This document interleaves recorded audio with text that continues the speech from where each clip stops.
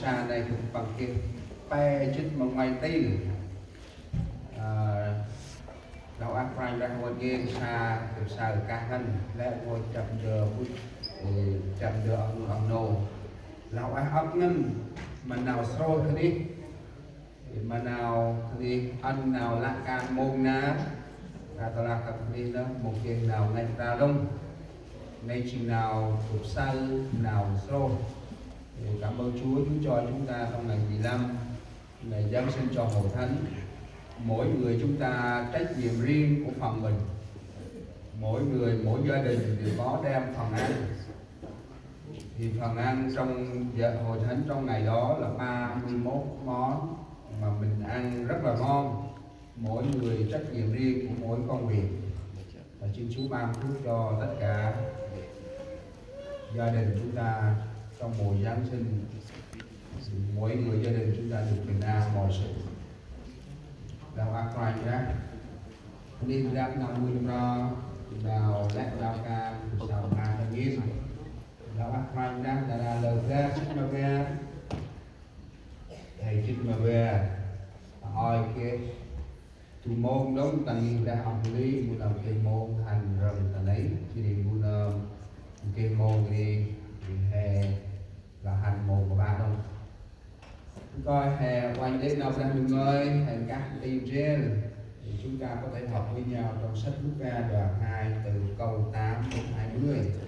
Sáng hôm nay có lẽ câu kinh thánh này không có mới cho chúng ta, có thể để nhắc lại cho mỗi người chúng ta trong mùa Giáng sinh. Tôi minh nói nào ra đường lẽ môn hè mà hè thì là nào lẽ thì là đang kèm bằng các tai lẽ ngôi xe vì kèm mà đút tai nào ra người tầm chủ sự Luca của bé tròn ha tật về chích là cú non kia chủ sự nào ra ngoài hạ quánh vì kèm bằng tiền trên trong bông á hè quanh dưới chúng ta ra ta học thơm xí ta lời và chỉ là còn là vâng để nâng cái copy nào thì em thì nào thì là bắt lành ra giờ là ấp nào can này bằng viết hay quanh chưa ta cờ đấy Puri tầm gòn ấy kiếm phun gồm mặt giáp cúp tầm rich nghe mang chặt giáp thành bằng cái tu huy tàu và quét quanh ra tầm pon ra mà thành bằng nào chơi cái mắt quanh ra ra ăn chung thành bằng chỉ thành bằng pha thầu mình giá tôm pha quét lát mà thành bằng lời bài ố cực bước mà thành may nằm hèm hành quá từ ma mà lẽ ngôi thử đi nàng áo ta bọn đào biết phụ chết chí mà thành mày tu huy nằm tờ vai chiên ra kri quảng ra ori áo nào thành mày kít nào băng khẩn máy mà sao tu huế còn xài chi bút mà có cú bích đầm hiếp cường rồi và lớp kia mưa sen phùng tông và quét cả phương cơ trố tầm này mà brang du chỉ là tầm này mà brang du tầm tông chút trái cơ ăn nào đập bắn mà nành tố mà phúng quét mà bằng quay hai quay nhầm tương đồng ta lắm phùng tông và quét lơ xích ta trố phù mặt tiếp tầm lăng trang thành băng lòng nó là hành ta bọn Bethlehem oanh mong nào họ ta chỉ tinh năm nào phải ra vương trí mà này khẩn bằng hắn mà nào nhớ tất ta ấy chỉ khẩn bằng Samari Joseph chỉ còn xài chiếc cú bích tầm hiếp cường rô chỉ xa khẩn bằng có nào tồn bằng bước trí mà khẩn bằng thì còn xe chi này lẽ ngôi phùng tăng nào nấy phùng mặc dập coi kia nằm cái hành lý đi mà đi nhột rác lẽ nào coi nấy tầm 10 hợp bóng phùng mặc dập lần xích mang tầm nấy mà rạc nước mà gió nào bằng tăng chỉ đi sang chi tăng năm nào vừa chí mà bằng hè rạc chia tròn có từng này tầm bát đi nào ngời chúng ta có thể cùng nhau đứng lên rồi đọc câu gốc trong 3 thứ tiếng để chúng ta học với nhau. tâm nào của nấy chỉ nào dân gà phải Lạc tiếp bư át chỉ tẩy lê mà thành thu nhớ tăng chỉ làm sao đánh lòng nào mưa chi mà thành bằng Harap nào của nấy chồng The Sephirah returned, glorified, praising God for all the things they had heard and seen, which were just as it had been told. Harap nào dân đúng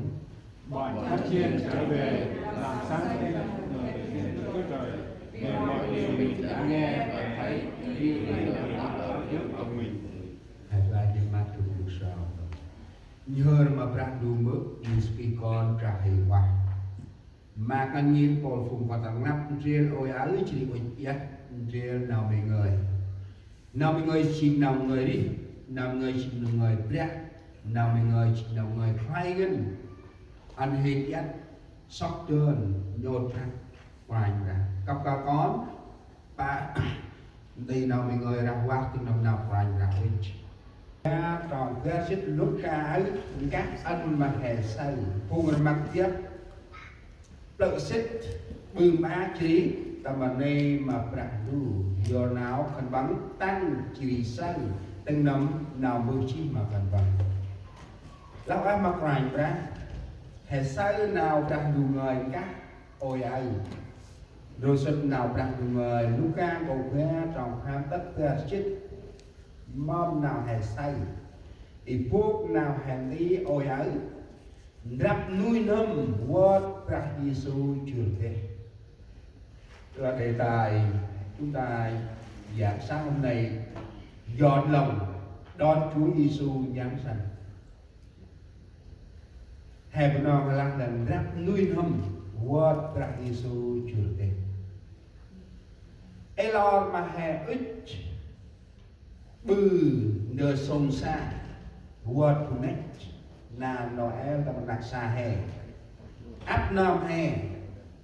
chúng ta muốn tổ chức một bữa tiệc trong gia đình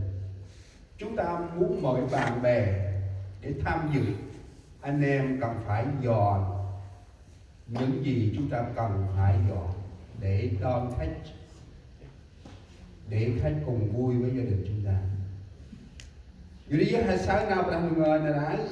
tentang hè ndak nuôi nâm buat Chúa Giêsu trường na malah chia tanh mà hè mình hè sáng áp năm hè quay ndak nào vui nào ra chỉ tầm nghiên quân hè ndak tầm xì Noel hoặc là hành ra con phù quay ndak ta tất hay hành trong mùa Giáng sinh này chúng ta đi đâu làm gì ở đâu cũng thấy người ta có cây thông cũng trang trí trong mùa Giáng sinh ở phòng nào con đường nào anh em đi cũng thấy là dấu hiệu chuẩn bị ngày Giáng sinh đó là dọn đó là chuẩn bị mỗi gia đình mỗi cá nhân để chúng ta chuẩn bị ngày Giáng sinh đó là quý trọng khai gan nhiên mỗi lá khách mà phùng cho mỗi lá phùng mù cho cái ấp phùng hèn ráp là tầm đang xa hè o con ráp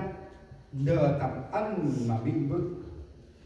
bị bức ráp ân mà o con cho trong gia đình chúng ta con chuẩn bị quà cho cha mẹ và cha mẹ sẽ chuẩn bị quà cho con cả tức là chuẩn bị để chúng ta trong ngày mùa Giáng sinh là mùa tặng quà cho nhau tượng trưng Đức Chúa Trời ban cho chúng ta Giêsu Christ cho nhân loại một anak hay sao là mà pernah dan dukal cinta trước là ngôi sẽ ôi ấy nào hàng tiền ráp nuôi nâm word Giêsu trường thế mâu cái nông hay quay bư áp năm chi nào hay Noel chỉ là bài âm một cái nào phải không những chúng ta chuẩn bị trong mùa Giáng sinh này chúng ta rầm rộ những tổ chức trong hội thánh ban hát rồi tất cái chúng ta chuẩn bị sau lễ Giáng sinh xong thì chúng ta không còn rầm rộ hứng hở giống như chúng ta chuẩn bị ngày bây giờ.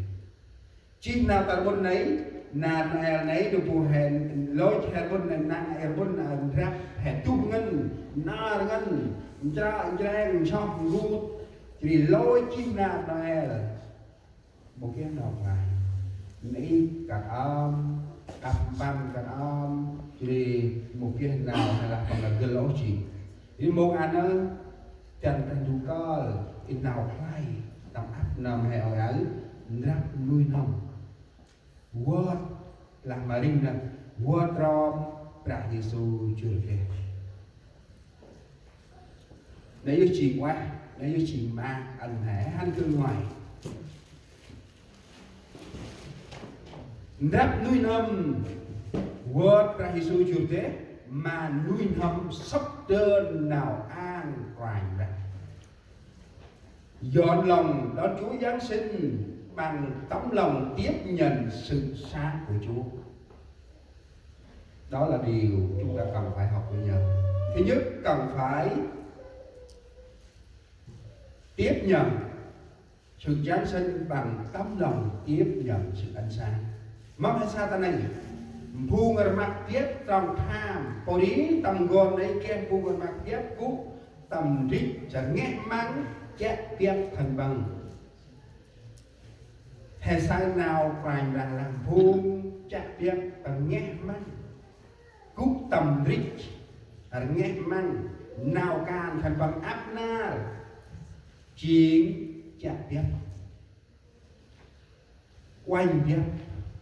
nên chừng nào can thần bằng một cái đó mong nào tận mặt tầm mắt này đóng chỉ nào tất mà thần bằng cái mà nào hay cần hơn đêm đó trong đám bòn chăn chiên ở ngoài đồng mỗi ngày thường chăn chiên của mình ở ngoài đồng cách xa thành phố thị trấn họ thường sống ở ngoài đồng đó là công việc mỗi ngày sống không phải là sống có ăn xa nào đi kia cần bằng môi trình rí tầm nào ăn rí trình nào quá rí cần bằng trình đồng phu tầm nào ngô áp na cùng gặp đặc biệt cần bằng kiên chạ biếc cần bằng nghe mang rí trình tầm nào ngô thì cần bằng mô kiên nào rí trình tầm nào ăn gặp mà phu bòn lan ê ngộ thế hắn ta nằm về gần chút mà nào chút bớt phương mà tộc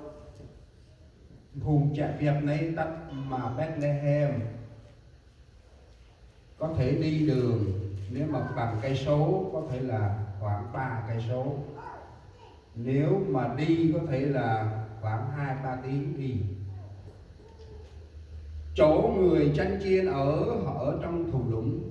mà thành Bethlehem ở trên núi thì chúng tôi đi một lần thì mình coi từ cái chỗ Chúa Giêsu Giáng sinh và tới cái chỗ mà người chăn chiên ở thì rất là xa chút ngay chỉ kia tròn que trong thành bằng cú tành thích đi tầm tri hay là bằng tành thích đi chỉ tóc này ngô một kia nào ăn thành bằng quầy chối họ thường đốt lửa họ thức đêm chăn giữ bầy chiên của mình họ không hy vọng là có sự sáng đến với họ trong đêm đó tầm mắt